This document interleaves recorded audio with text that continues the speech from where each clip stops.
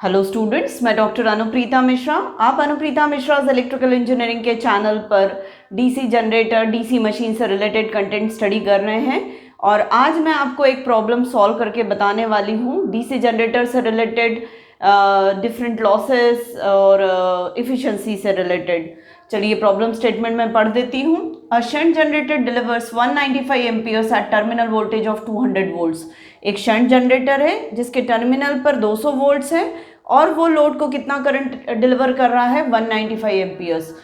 The armature and shunt resistances are 0.03 ohms and 40 ohms।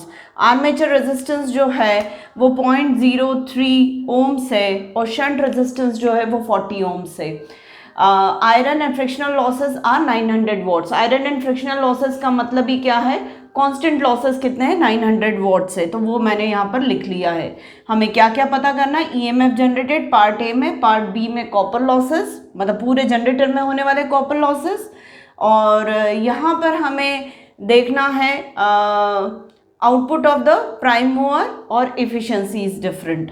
तो अब यहाँ पर सबसे पहले मैं आर्मेचर ईएमएफ जनरेटेड कितना है तो वो फाइंड आउट करना, ईए की वैल्यू फाइंड आउट करनी। तो पहले मुझे आईए जो डिलीवर हो रहा है ताकि मैं आईए आरए पता कर सकूं, तो आईए जो होता है वो आईएसएच प्लस आईएल के बराबर होता है। पर आईएसएच अगर मैं देखने जाऊं तो VT upon 400 VT upon 40 ohms हो जाएगा, तो 5 एम्पियर्स का हो जाएगा। तो आईए कितना होगा, 5 + 195 इक्वल टू 200 एम्पियर्स ऐसा हो जाएगा। और E A is equal to कितना हो जाएगा, V T plus I R A. अगर मैं के वी लगाती हूँ यहाँ पर, V T plus I R A is equal to E A हो जाएगा। तो मैं सबसे पहले ई ए पता कर रही हूँ, वो हो रहा है वी टी की वैल्यू कितनी है, 200।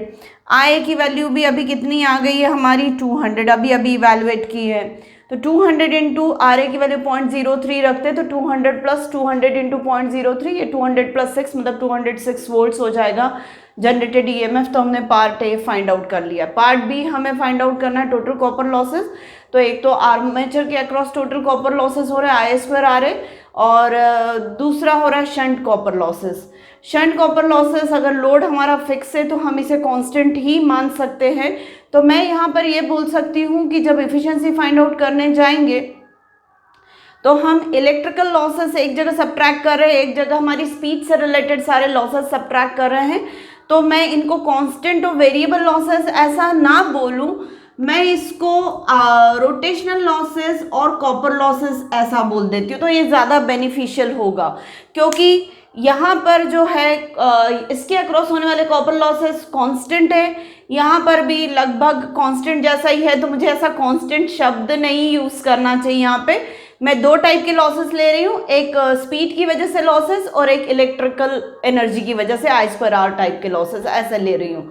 तो आर्मेचर कॉपर लॉसेस जो होगा वो I² RA होगा, और शंट कॉपर लॉसेस जो होंगे वो ISH² इंटू RSH होगा।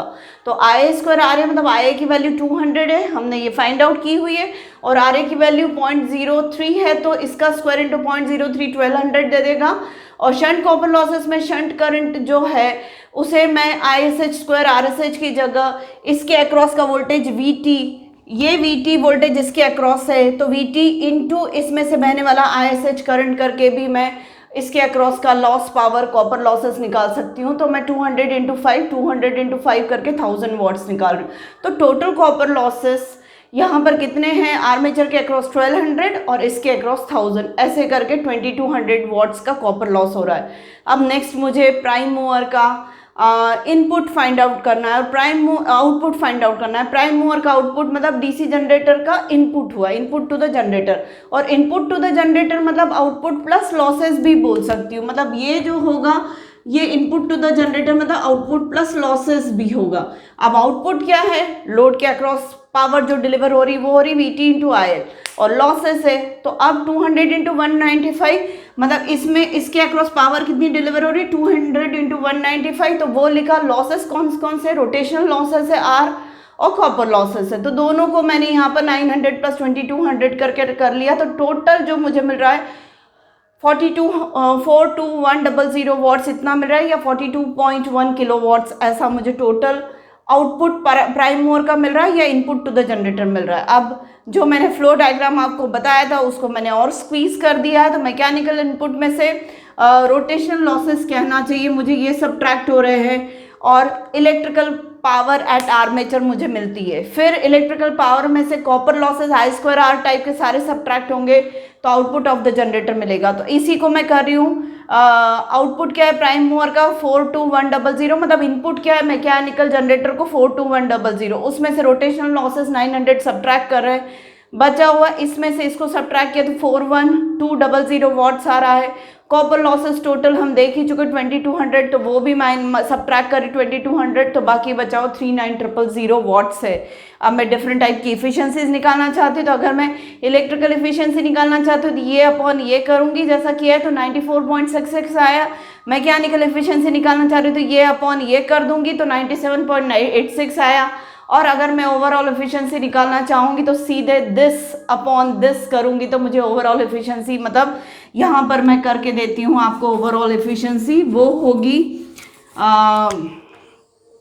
ओवरऑल एफिशिएंसी होगी 39000 अपॉन 42100 इंटू 100, और ये लगभग 92% आएगी, मतलब 92.1% आएगी। इस तरीके से आप निकाल सकते हैं ईटा ओ, मतलब ओवरऑल एफिशिएंसी।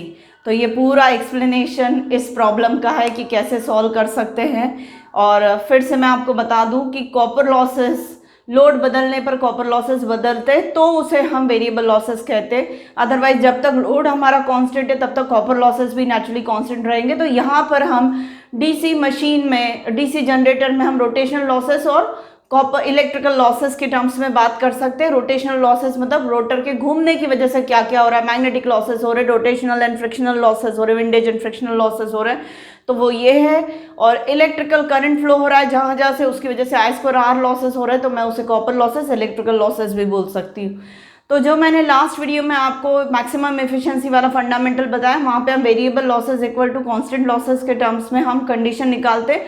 पर डिफरेंट डीसी जनरेटर या डीसी मशीन में हमें देखना पड़ेगा कि कौन सा वेरिएबल लॉस हो रहा है और कौन सा कांस्टेंट लॉस हो रहा है।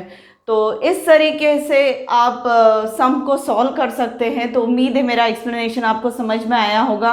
तो प्लीज़ मेरे आज के वीडियो को लाइक करें, मेरे चैनल को सब्सक्राइब करें और मेरे वीडियोस को ज़्यादा से ज़्यादा शेयर करें और बहुत ज़्यादा एडवांटेज उठाने की कोशिश करें मेरी वीडियो से, और अपनी पढ़ाई को बहुत स्ट्रॉन्ग बनाइए, अपने कंसेप्ट्स को स्ट्रॉन्ग बनाइए। Thank you.